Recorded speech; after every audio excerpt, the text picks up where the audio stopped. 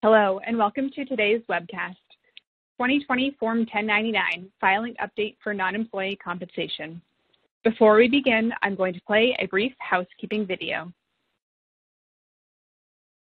Welcome, and thanks for joining us. We're pleased to present another in our ongoing series of continuing professional education webcasts to help companies and individuals conquer challenges as they plan for what's next. Our presentation will start in a few moments. Before we begin, here are a few things to keep in mind. You can customize how you both view our presentation and interact with the presenter. For better viewing, close all other applications and turn up your speaker volume. You can also adjust window size and placement or enter full screen mode using the controls at the top of the window or dragging the bottom right-hand corner to resize. At the bottom of your screen, you'll see a series of icons, each relating to a different aspect of our session. You can download the group attendance sheet and a PDF copy of today's slides from the slide deck and handouts widget to the right of the slide view. You can ask our presenter questions during the webcast by typing a question in the Q&A window below the slide view and clicking Submit. We'll do our best to answer all questions during the presentation or follow up via email. If you experience technical difficulty during today's presentation, refresh your browser by hitting the F5 key. Today's session will offer you 1 CPE credit. To receive credit, you must meet the requirements as specified by the National Association of State Boards of Accountancy. You must attend at least 50 minutes of the session and respond to at least 75% of the polling questions, which we'll ask throughout today's presentation. To respond to a poll, click the button next to your answer. We'll track your progress and alert you when you've earned CPE credit. You can then click the certificate icon in the CPE Progress widget to open a PDF file that you can save to your computer. Don't worry if you can't download your PDF certificate today. We'll email a copy to you in 2 weeks. If you're attending this webcast in a group, you must complete our attendance sheet to receive CPE credit. The attendance sheet is available in the slide deck and handouts widget. Please have all group members sign it and send only 1 sheet per group. Also note that CPE credit can be awarded only to participants registered as themselves and isn't available to participants who view the on-demand version. As a reminder, the presentation you're about to see isn't legal, investment, or accounting advice. We encourage you to seek the counsel of a professional service provider to apply this content to your specific circumstances.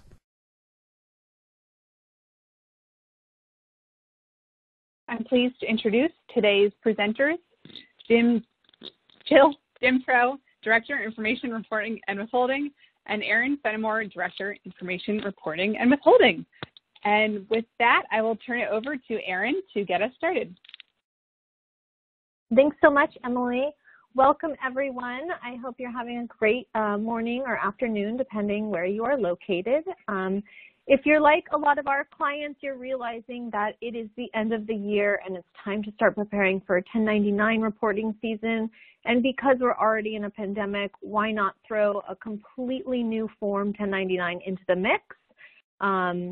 I'm assuming you're all joining today because there's this new form called the 1099 NEC that is going to alter the way that you report next year, starting in January. And today we're going to go through everything you need to know and hopefully help you prepare as best as you can. So first up, just looking at what we're going to be covering, we're just going to go through what is this 1099 NEC. We're going to look at how you can prepare. A few updates to the 1099 MISC because of this new 1099 NEC, and then we're going to play a really fun game of where does it go, and we're going to test your 1099 knowledge. Please ask us questions. We're constantly monitoring that Q&A box, and you can always reach out if you feel like you need more information to either myself or Jill. We're happy to help. And with that, I'm going to turn it over to Jill for our first section. Thanks, Erin. All right, there's a lot of information to cover today, so we're just going to try to move through it. It might seem like a lot for a new form with kind of just 1 line on it, but here we go. So first of all, the Form 1099 NEC is not totally new. It was originally released in 1979, and that's when a lot of that employee versus contractor, how do you report somebody and collect employment taxes, or do you, just pay them? How do those payments get reported for tax purposes, making sure everybody's paying their their full tax obligations. So a lot of those conversations and legislations happened in the late 70s. And so with that was the birth of this 1099 NAC so that the IRS could track non-employee compensation paid to individuals who are providing services. So it was phased out in 1982 because the IRS then introduced the 1099 MISC, where non-employee compensation was reported with a lot of the other traditional income types that we see on the MISC, royalties, rents, prizes and awards, etc. So it's not new, but it's returned for this special purpose. So since we did that for most of my lifetime, why the change? How did we resort back to needing a unique form for the 1099 NAC? Well, in 2015, the PATH Act introduced a refundable tax credit. So this credit was based on wages and non-employee reported on the W-2 and non-employee compensation reported on the 1099 MISC. And it turns out that within the early years of this tax credit, there were some people who are submitting fraudulent returns, reporting income on the W-2 or on the 1099 MISC, that they would then submit with their tax returns to claim this credit. And the IRS wouldn't get the filer copies of these forms 1099 MISC for months later. And they do have a policy of not to hold up refunds. So what they did was give a bunch of refunds to people who really hadn't made the income that they'd claimed on the 1099 MISC. So it was the window that was causing a lot of fraud. And then the IRS said, okay, in order to stop this, they held off on certain refunds that they were given, but they can't hold off until, April, once they were able to collect all of the forms 1099 MISC.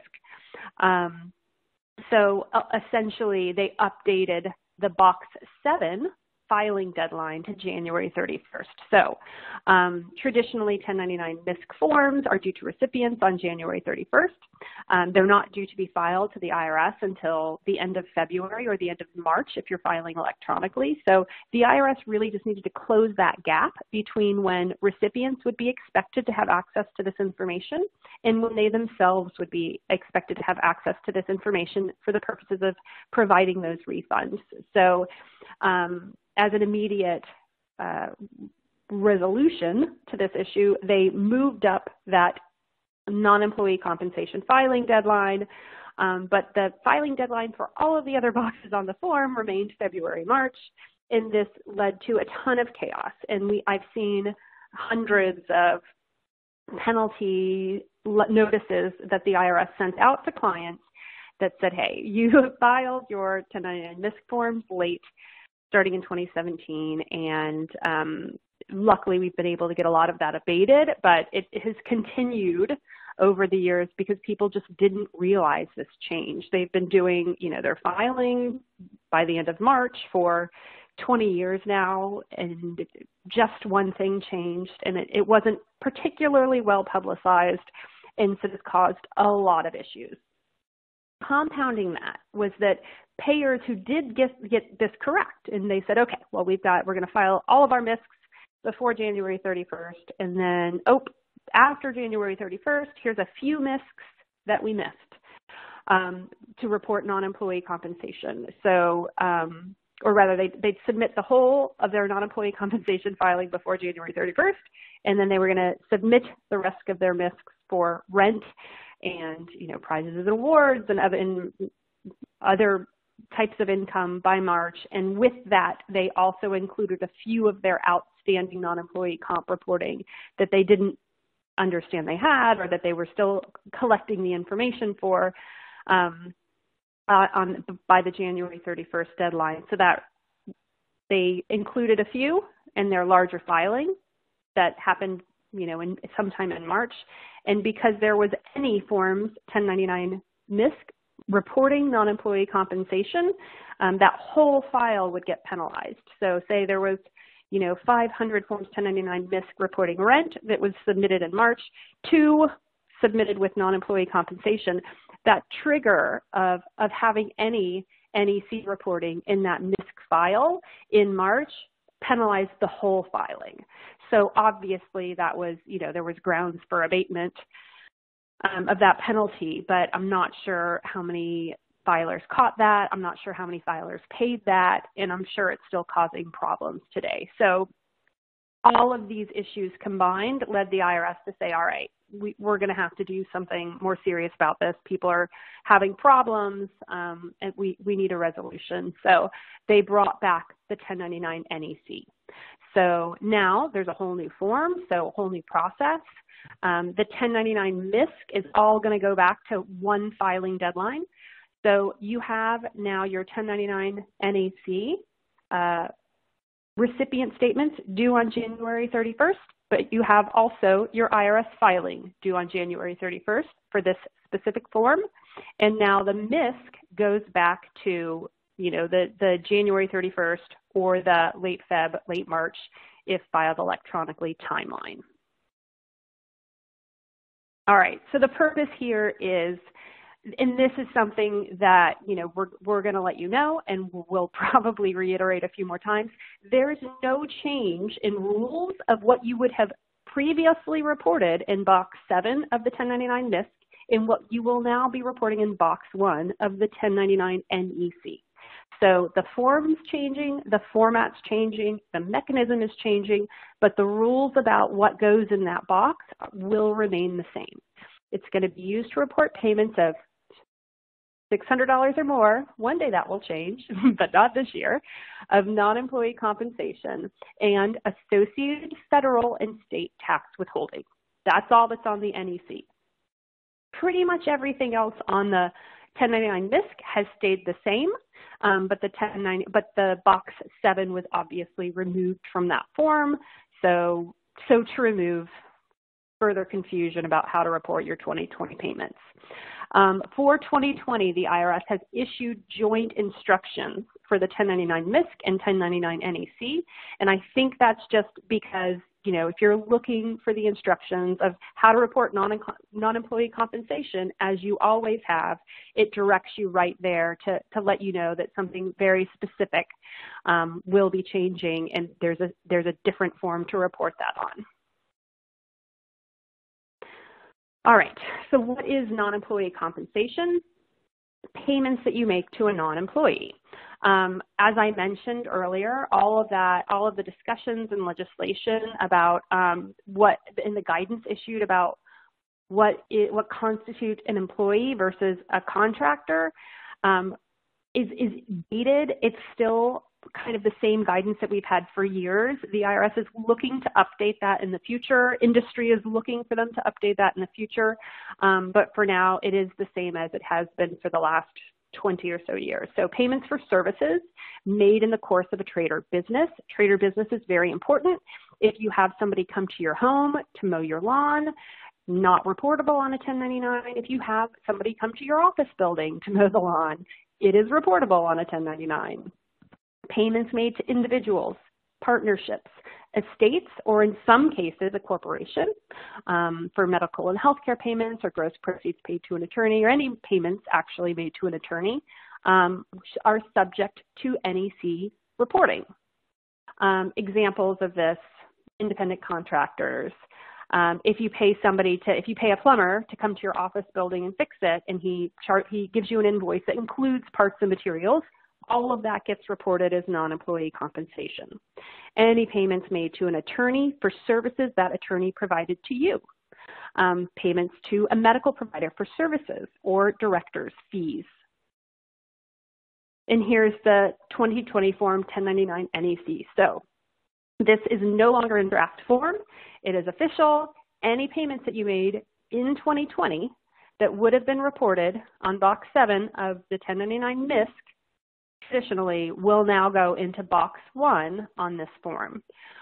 Like I said, it's quite straightforward.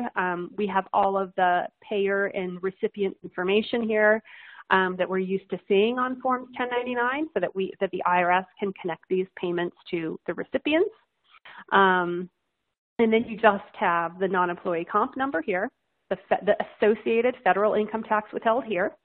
We'll talk about that a little bit later, and some state withholding, whatever your state number would be, so that they can track the withholding in that account and the state income paid. All right, so filing logistics of this form.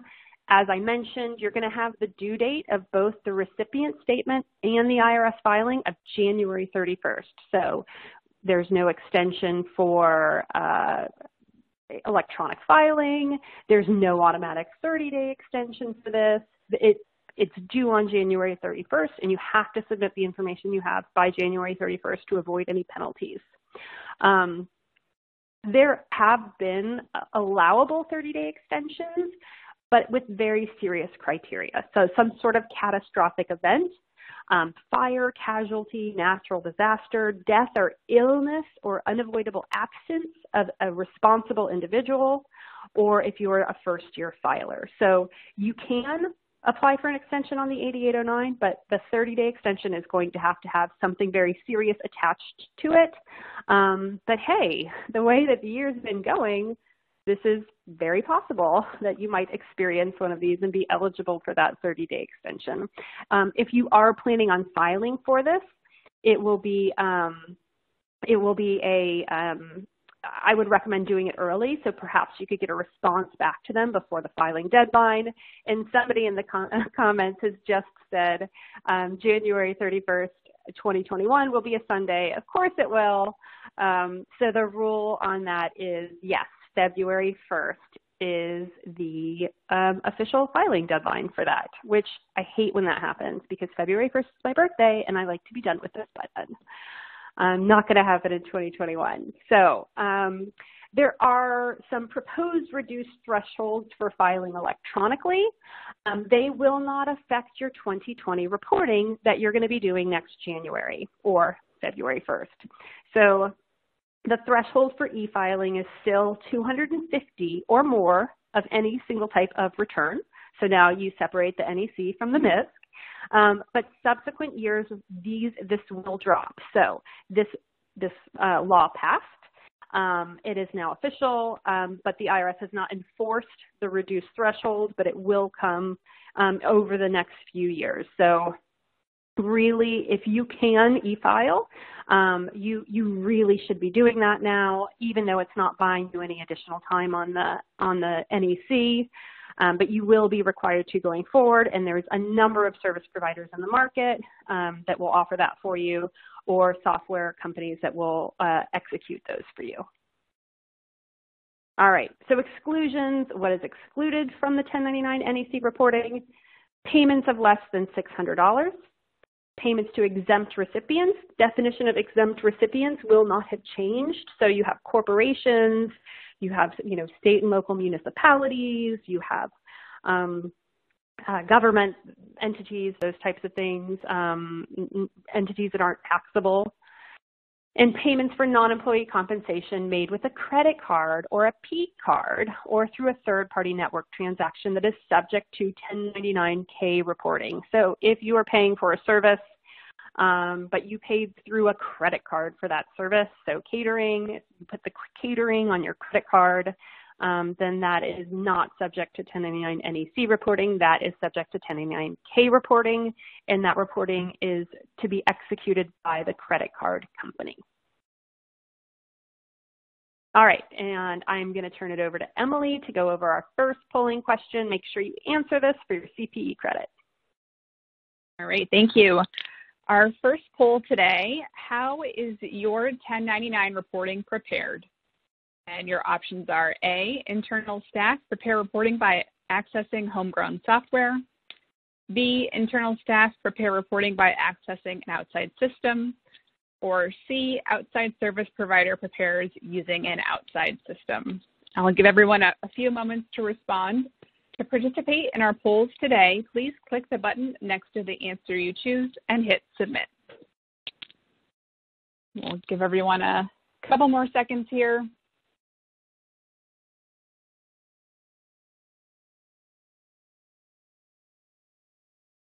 All right, let's go ahead and take a look at the results. back to you. All right, so we've got a lot of homegrown software out there. We'll talk about recommendations in a different section, but do make sure that your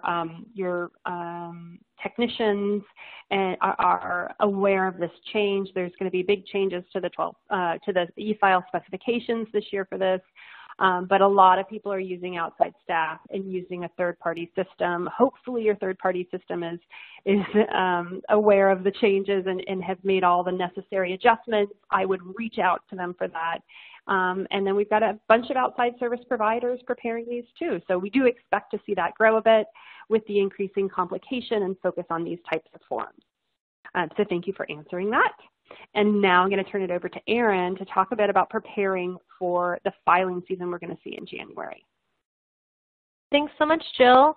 All right, moving on. Just a few things that we had hoped would happen and they actually did not.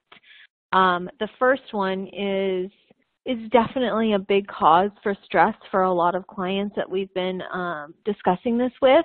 So what we had hoped is the 1099 NEC would naturally be combined and included in that combined federal state filing program. So currently with 1099s, you have the combined federal and state, so certain states opt into that and you don't have to separately file your 1099s in those specific states. Well, the 1099 NEC is not included in the combined federal and state, so if you have 1099 NEC filing obligations, you then have to look at your state impact and your state filing population. And if you've never done state filing, what makes this so incredibly difficult is that all the states have different requirements. Some states still require that you submit a physical CD. I mean, I don't know about you, but I don't even think I have a CD drive on my laptop. So how would I ever, prepare that CD? So just be aware that if you are handling your own 1099 NEC filings, give yourself lots of extra time. Look at your population ahead of time, see where you have state filing obligations, and get in touch, with those states to see how they expect that filing to be delivered to that state. If you're using software or you're using an outside service provider, they will do this for you. And maybe it's finally your push to just, hand it off and outsource that job. We've definitely seen a range of things already with this because of this state issue. Also, we thought that the 1099 NEC would have basically a combined recipient statement. And I think we've already mentioned, we've gone through all the details. There is one box left on the 1099 MIS that kind of should be on the 1099 NEC maybe. It's, if you have direct sales, you just have to mark a box. It's, it's not filling any other information in. But a lot of times, like for multi-level marketing firms, they're going to be using the 1099 NEC for those non-employee compensation payments, but they also have to mark that box of, over 5,000 of direct sales. And with the current situation, they now have to issue a 1099 NEC, say that, they've made $2,000 in NEC payments, but they also have to issue that same payee the 1099 MISC, marking that one box. The same situation applies with, maybe you have a situation where you're paying a consultant for fees, but that you're also paying them royalties maybe because they own the software you are utilizing, Now, because you can't combine those recipient statements, you have to give them the 1099 NEC and you have to give them the 1099 MISC. And we'll go through this in more detail. What this all means, people are going to be confused. They're used to getting that one 1099 MISC, and now they're getting different forms. They're probably going to tell you you're doing it wrong, because that's, always what vendors like to say. You've done it wrong. Please correct it. Just give me my 1099 MISC like you always have in the past. And unfortunately, the answer is you can't. So just be aware of that, and maybe some communication to your 1099 recipients would be helpful. So moving on. So we've really gotten kind of through this a bit, but just fleshing it out more. you're going to have to file within the specific states. You can't use that automated combined federal and state. Just make sure you have all of this information ahead of time so you're not late. You've done your filings correctly. If you have questions, reach out to those experts and, your software providers ahead of time. So as of October 30th, these are the 12 states that have released guidance on how to file Forms 1099 NEC. This list has already changed. We expect it to be changing all the way up until January 31st. So this is why I say, take the time, look at your population, see where you actually have state obligations, state filing obligations, and reach out to those states or, do some research. A lot of, similar firms, we've all started, just this webinar is a perfect example. We know people need the information and finding it can be really hard. So reach out to those consultants if you have them. So we did, I did touch upon this, but one big thing to mention about this fact that you cannot combine the recipient statements. You have to issue two different forms. So, back to the original example that I went through, you have a vendor that you pay fees to, but you have a vendor, the same vendor that you also pay royalties to because, they license their software, but they also do some consulting for you. In that scenario, you're going to be issuing a 1099 NEC and you're going to be issuing a 1099 MISC with that royalty box. What does this mean? Say this person, which could very much likely be the case, is a single member LLC, and you have filled out your 1099 incorrectly. This happens a ton with single member LLCs or with disregarded entities. You list an entity name, but with a social security number. Well, you get a B notice. Well, it's easy to identify, the mismatch, why it happened. You clean up your systems. The big problem is that now that you're issuing two different forms, you're doubling your B notice penalties. And so, and your population that you have to query and respond to the IRS. So now more than ever, we always suggest TIN matching. And what this means is, some people do TIN matching as they onboard new vendors, which means you take that vendor's W-9, you match the name on line 1 with either the social security number or the EIN given, and the IRS basically says you have a match, meaning you're good. You will not receive a B notice if you basically take that information from the W-9 and transpose it to the 1099. Or you receive a mismatch, which means there is something wrong. There is some disconnection between that name and the tax ID that you've tried to match. So what other people do is if they're not doing it real time when they're onboarding in vendors, what we suggest is when you have your total 1099 population, before you ever file it, make sure you run it through that TIN matching system. And that'll basically tell you, all right, you're filing 1,000 1099s. Well, 200 of those have mismatches. If you didn't TIN match it, you 100% would receive a B notice saying, hey, you have 200 mismatches. What's going on? And likely, the corresponding penalties that would come depending on your mismatch situation. So more than ever, takeaway is TIN match your population this year, especially with this new NEC form. All right, we have our next polling question. So I'm going to turn it back to Emily. There's tons of questions coming in the inbox, and we are getting to them as fast as we can. All right, thank you. This is our second polling question. What percentage of your historic 1099 MISC reporting recipients receive more than one income type? And your options are A, less than 10%, B, between 10 and 50%, or C, more than 50%. As a reminder, if you would like to receive CPE credit for today's webcast, you will need to respond to at least 3 of the 4 polling questions. And we'll give everyone just a few more seconds here. All right, I'm going to close it down in 5, 4, 3, 2, 1, and let's take a look at the results. Back to you.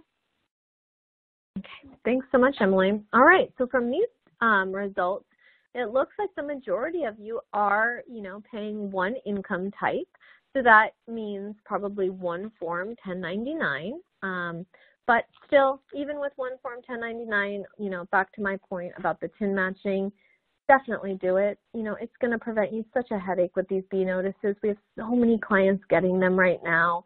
And, a lot, especially with the mail situation, we have clients that are getting them in late 2019 for 2017 filing. We've been out of the office. So you want to basically just put yourself and your company in the best position possible, TIN match it, reduce those B notices. Now, for the people that have answered B and C, which, are telling me we're paying people multiple types of income, for you, I would really suggest, potentially a communication to your payees, letting them know, why they're seeing this new Form 1099 NEC. That may be good just for people that are sending 1099 NEC for the first time. Educating them, it's a new form, it's required. We can no longer use the MISC. It serves the same purpose. So just things to think about to make your life easier on the back end. And with that, we are moving, we still have a few more slides. Sorry, I thought we were at our next section. Okay, so reporting direct sales. So as I mentioned before, we would have thought that the IRS would have moved this box to 1099 NEC because more likely than not, if you have to mark this box that you have, paid $5,000 or more of direct sales to a non-employee, well, it naturally would be connected to that non-employee compensation amount, which is on the 1099 NEC, not the MISC anymore, but they left it on the MISC. Hopefully something they realized was, kind of an error and a misstep on our point. Hopefully they'll move it over to 1099 NEC, but right now as it stands, for 2020 filing, you're going to have to file the NEC and the MISC, but the MISC could potentially only have that one box marked. So a lot of people will probably respond and say, hey, my 1099 MISC is blank. You forgot to include the amount you paid me or something like that, and it'll be an education for them. Again, you have to not only file with the IRS, but also deliver to your recipient both the MISC and the NEC. So it's kind of a headache, and getting through it will definitely be a learning experience this year. Attorney payments. This is another kind of, overall attorney payments, I feel like in general, are a little bit confusing just how you report them because there's different types of payments you make to an attorney, and that drives the boxes that they go in, and that now drives what form to use. So two of the most common scenarios. So you have, you've gone through a litigation, a legal matter, and there's a settlement related to that legal matter.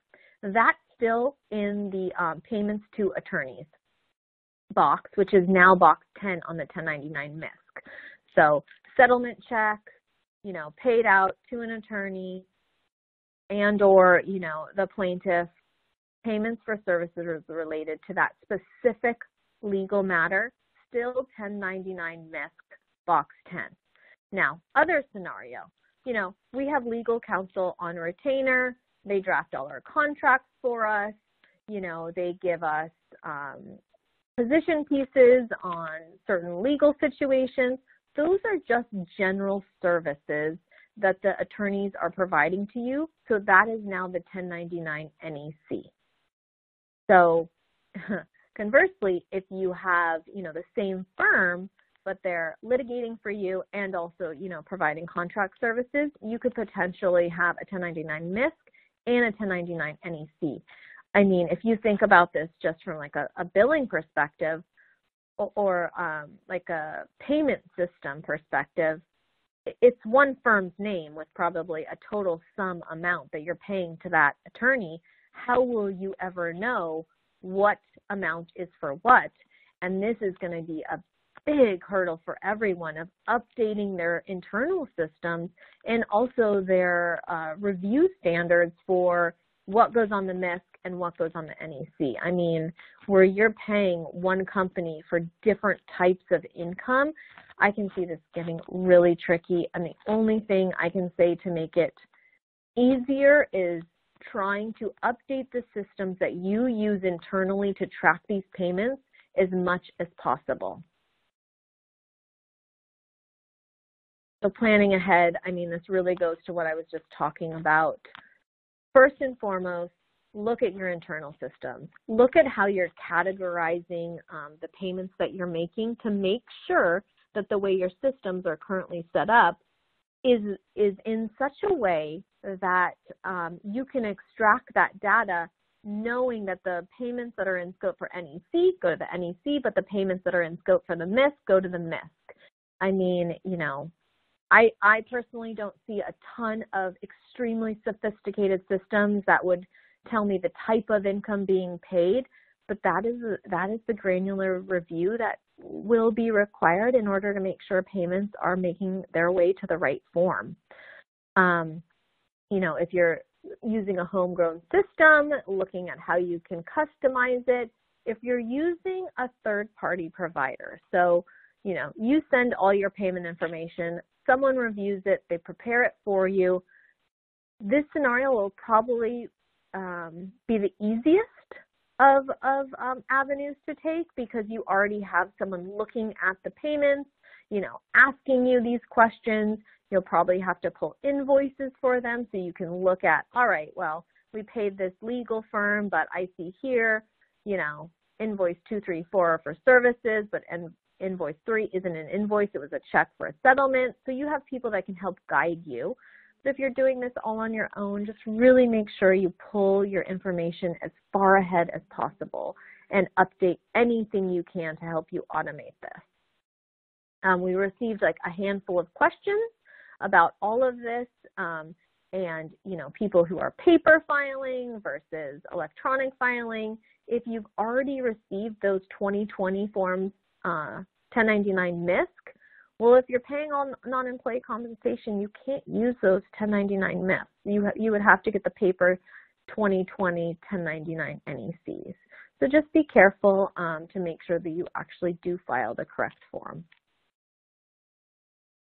And one avenue that people have tried, well, can I just put in everything into the 1099 MISC other income? The answer is unfortunately no. It doesn't belong in other income, so you need to make sure you do categorize it correctly. Another thing, as I mentioned, communication. Communication to me is always the best path. You know, letting your recipients know, here's a new form, it's required, we have nothing we can do about it.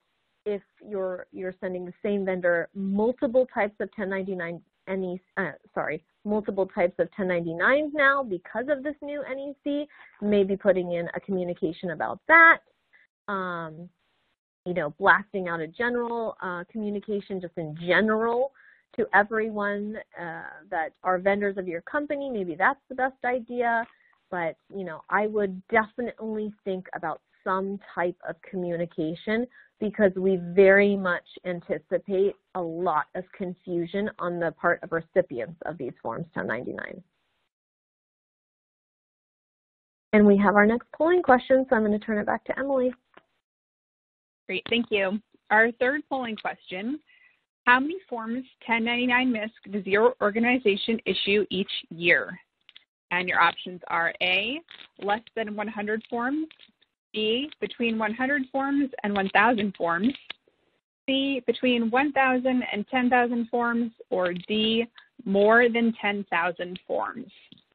And for those of you that would like a copy of today's slide deck, you can download them from the folder that says Slide Deck and Handouts to the right of the slide view. We will also be sending the slides via email after the webcast. I'll give everyone just a few more seconds here. All right, I'm getting ready to close it down in 5, 4, 3, 2, 1, and let's take a look at the results. Back to you. All right, thanks, Emily. All right, so about almost half of you are filing less than 100 forms. I'm assuming that if you're filing less than 100 forms, you could be doing it via paper. Just make sure for everyone, no matter the threshold, the IRS is constantly changing the threshold for electronic filing requirements. I mean, there's a current proposal that would go all the way down to 10. So just make sure that you're always monitoring that because if you do file on paper when it's supposed to be electronic, the fines are extremely large for that misstep. For those that have, anything over 100 forms, make sure that you're taking all those steps that I talked about. TIN matching, electronic filing, sending out communications as much as possible, and just preparing ahead of time. Do your data scrubs now so that you can remediate those TIN mismatches, you can fill in those data gaps, you can set up procedures, and also make sure that the data is flowing to the correct form. And with that, it is actually the next section now, and I'm going to turn it over to Jill.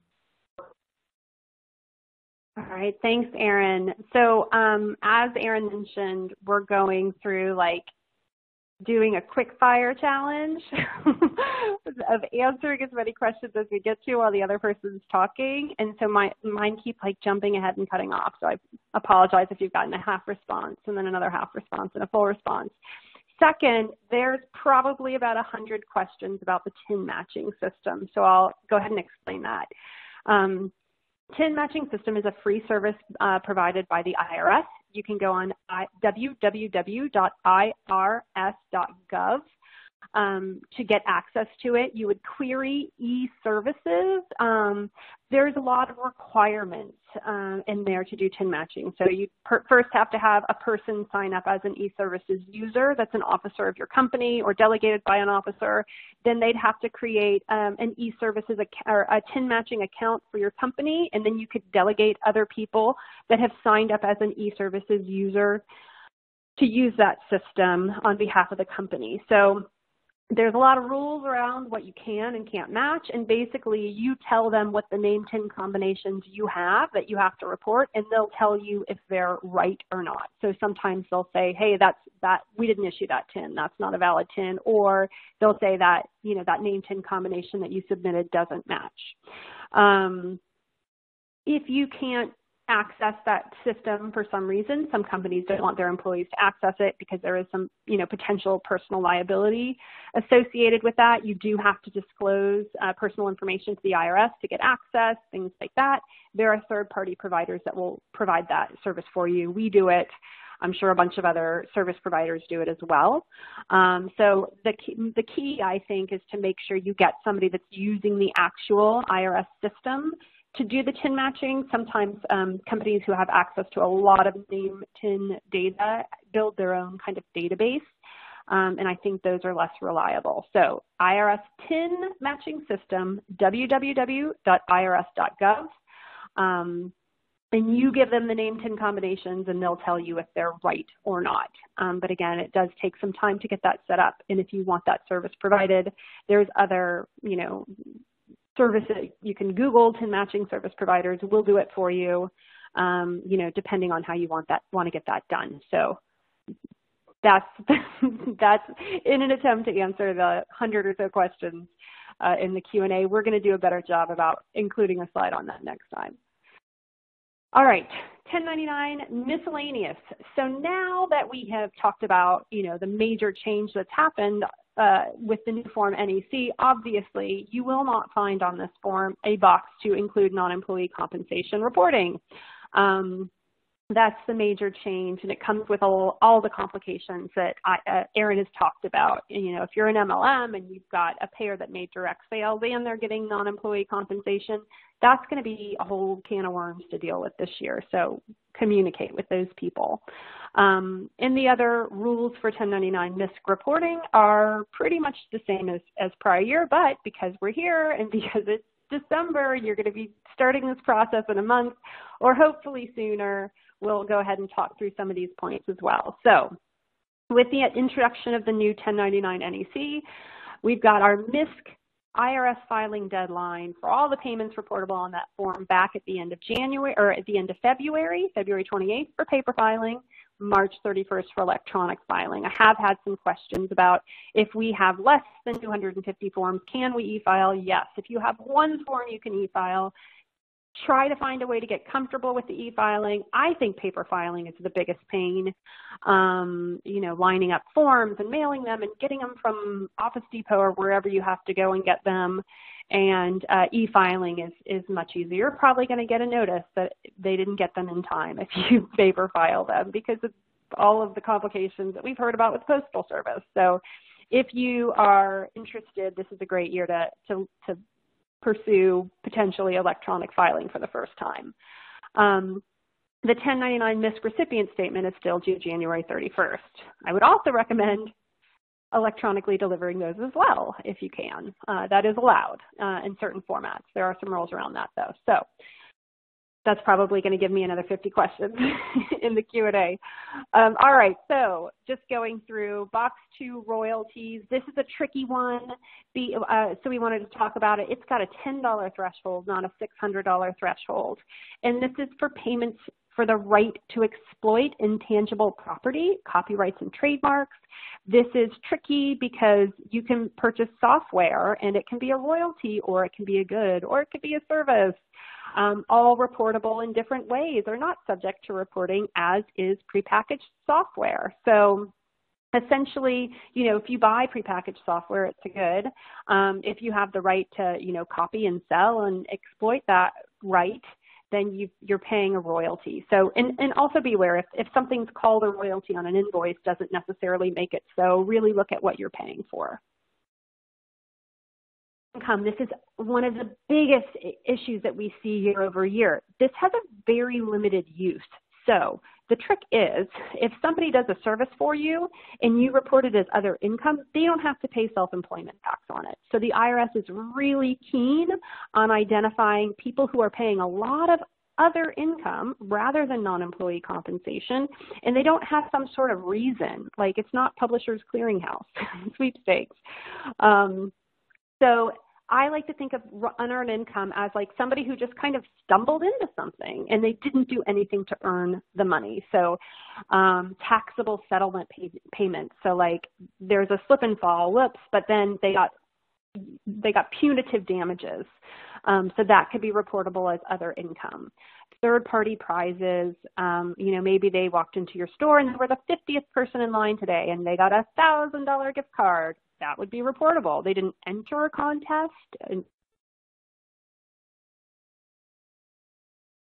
Trumpet playing capabilities, they've just been awarded randomly a prize. Other income. Also deceased employee wages that are paid to a third party, like an estate or beneficiary. So in this case, you use the name and TIN of the payment recipient on the MISC. So an estate or beneficiary, other income. That beneficiary didn't do anything to earn that income. So be careful because this has been an IRS focus in prior years, and it would be, it's really important to get that right. A tip on deceased employees, this does come up and it's kind of a tricky issue as well. So reporting requirements depend on the timing of payment. So if you're making a payment after the date of death, but during the year of death, so these are accrued wages, vacation pay, etc., you're going to have to withhold Social Security and Medicare taxes on that payment still. So you would report on Form 1099 as other income, but also this Medicare and Social Security would go not as income on box 1 of the form, but for Medicare and Social Security purposes.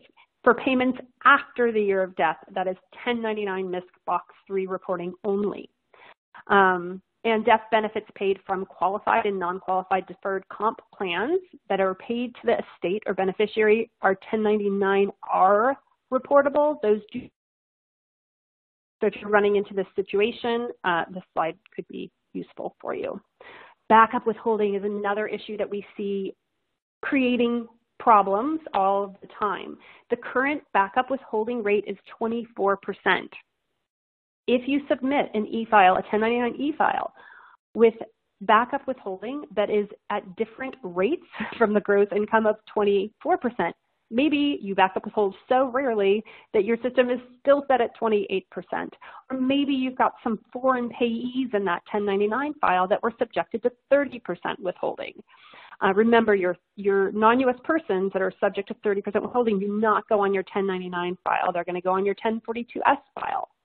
If there's backup withholding and it's at different rates than this 24%, the IRS could reject your whole e-file for that, your whole submission, kick it out.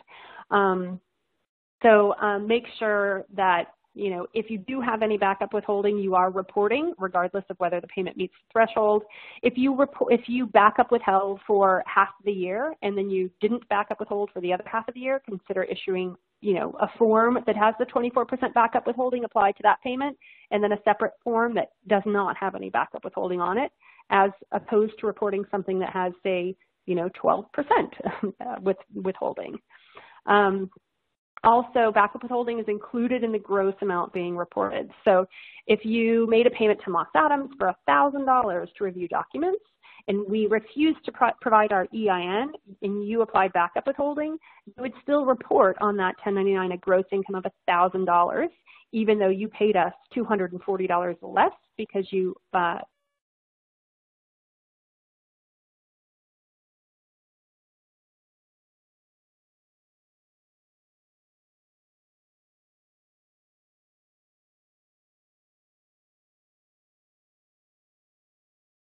All right, I'm going to jump in until Jill gets back. I think that we lost her in this world of working remotely and having our entire families at home. So we are on the medical health and payments. She's back. Payments to corporations, there is an exemption for payments to tax-exempt or government entities.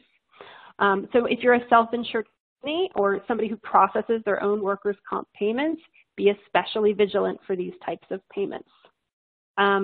Box 7, no longer non-employee compensation. Now it is payer-made direct sales of $5,000 or more of consumer products to a buyer for resale.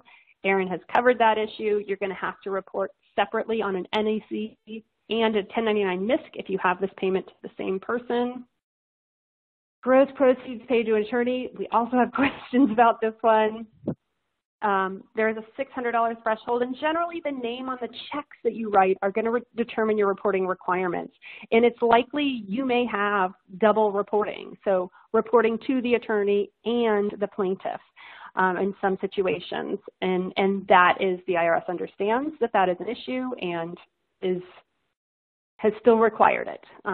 So that can get tricky, but just make sure you're reporting in box 14 where required and reporting to the plaintiff where required on the MISC or the NEC. Settlement payments, they're reportable to claimants if they are taxable income. So taxable income includes lost wages, punitive damages, but there are some cases where you'll have non-taxable physical injury or sickness, medical expense reimbursement, and those are not subject to plaintiff reporting. They may still be reportable to the attorney. All right, year-end best practices, test your reporting data. Take your last year's reporting file. Go through and submit it as a test during the testing period. Don't submit it as your official filing, of course. There could be some large problems with that, but make sure you're testing your data to make sure you can upload it into your system. It's flowing correctly. It won't get rejected. And I like using, put dummy values in that prior year data, but I like using real life scenarios so that you don't come up with just 10 vanilla scenarios and uploading them. And then you get to your actual reporting season with your actual reportable issues, and those aren't going through for you. TIN matching on the IRS website, I covered that. And for the 2021 season, which by that I mean January, identify whether pay communications might make reporting a bit smoother. So, hey, normally you're going to be you see this, but this year there's a change. So you're going to be something different. All right, last polling question. I'll turn it over to Emily. All right, thank you. Our final polling question. What concerns you the most about 2020 1099 NEC reporting? And your options are A, state filing, B, the January IRS filing deadline, C, no combined recipient statements, or D, there is no chance it will go smoothly because it is related to 2020.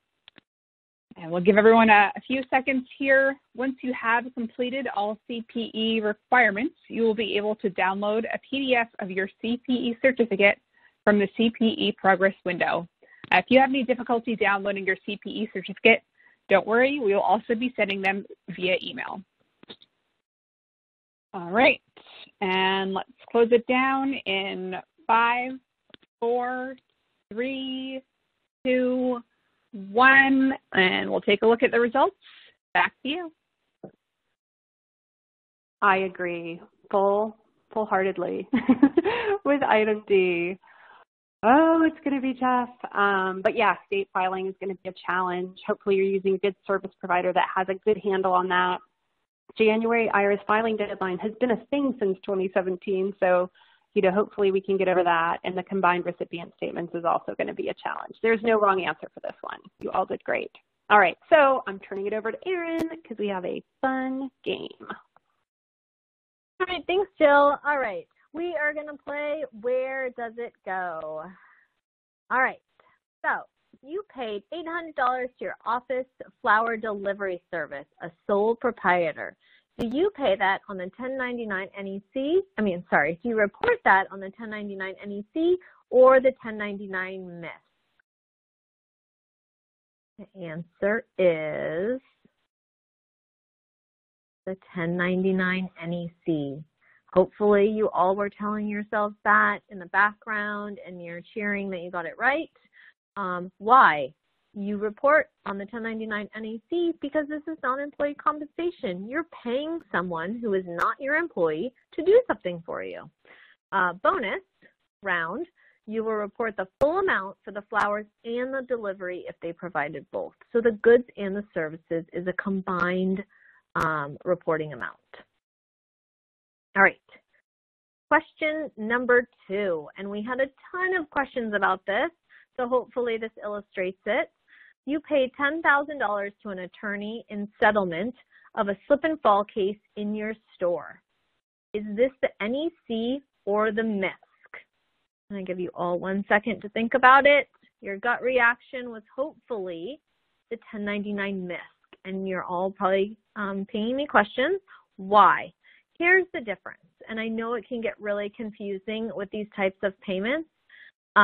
Because obviously there was work involved that you paid your attorney to get to that settlement result. If the payment that you are making is specifically, part of a court-ordered or court-agreed upon settlement amount, we either litigated this and the court ordered this, or we decided to settle it and it's part of that settlement agreement that, $10,000 is what we are going to pay to close this matter out. That is a settlement. It is paid to an attorney as part of the settlement agreement. That still stays on the MISC. But you're asking, well, what if I paid them fees in the very start of this because, they tried to settle this. Those are fees that are paid to do the legal work, to perform the legal work. They're for those specific services of being, your legal counsel, drafting a contract, doing research. That's where it goes on the NEC. And I know it's really, really confusing. All right, question 3. You paid your attorney $1,000 to draft a letter to abate your 2018 late filing penalty for Forms 1099 MISC. The attorney works for a legal corporation. Is it the NEC or the MISC? This scenario is an NEC because you paid them to just perform, run-of-the-mill legal work, hourly billable work.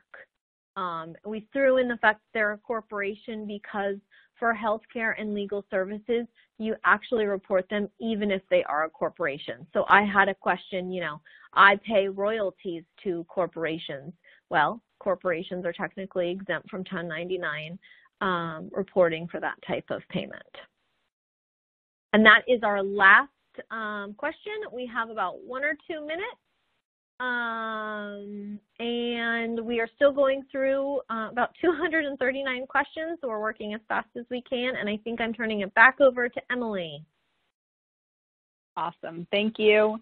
Thank you, Jill and Erin, for a great presentation today. As you all know, we certainly covered a lot of information, and we got so many questions. We appreciate your questions, but we are out of time, so we will do our best to follow up with you after the webcast.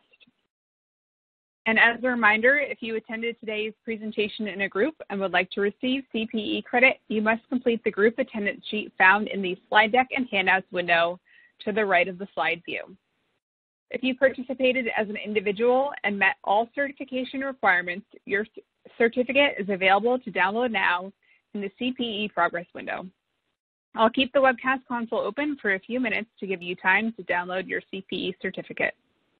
A copy will be emailed within 3 weeks should you have any difficulty downloading it now. At the end of the webcast, you will see an online survey where you can provide feedback for today's presentation. Please take a moment to complete this survey as your feedback is very important to us. Thank you for joining us, and we hope you'll join us again next time.